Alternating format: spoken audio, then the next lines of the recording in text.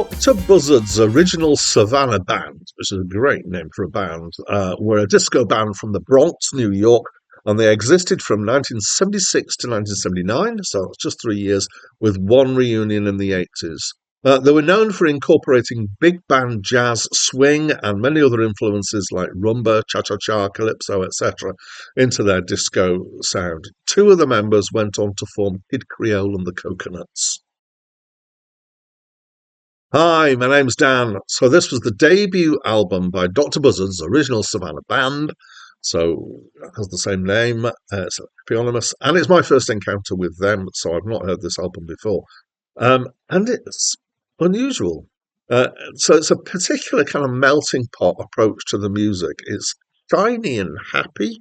I can imagine them wearing zoot suits, and I imagine that before I knew that two of them went on to form Kid Creole and the Coconuts. But having found that out, it makes a lot of sense because there are some similarities in the approach and the style, I reckon. So, as I said, this is a disco with a melting pot of stuff. And I would say that some of that stuff is, well, there's got big bands in here. We've got Latin rhythms. We've got some big strings. That's not unusual for disco. We've got some punchy brass. We've got particularly disco bass and drums and bits of percussion. Harmonically, it meanders quite a lot in a way that some big band stuff does. It doesn't. The structures of the tracks are kind of somewhat unusual. They keep moving on rather than keep coming back to choruses and things like that. And sonically, there's quite a lot going on most of the time. So, bizarrely, at times, it reminded me of ABBA. I think that's because of kind of full production feel and strings particularly and the disco thing. So later ABBA or Boney M, if you've come across them. So it's definitely got this kind of larger than life feel. It feels like a circus, or at least like a stage show musical starring Liza Minnelli or something like that. Corey Day is the woman who does the lead vocals. She's got a fairly distinctive voice. But I'm occasionally not so keen on her voice. I feel like sometimes it's okay, and at points I went, yeah, actually she's fine, and then other times it felt like there was a bit lacking there, and it felt like it needed a little bit more.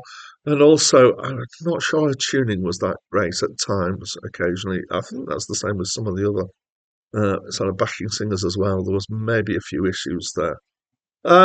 But I think that's the only real kind of detriment that I'd say here. It feels like a box full of colourful glazed donuts. It's just tiny and sugary, basically. It's slightly odd. It's a bit of an unusual listen. I did enjoy it as a whole, yes.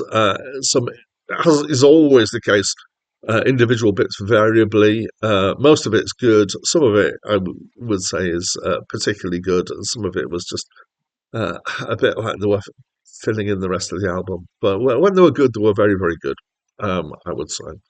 So that's how I feel about this album. And as always, I'd love to invite you to tell me what your thoughts are on the album. So please do by leaving me a comment. And that's it from me for now.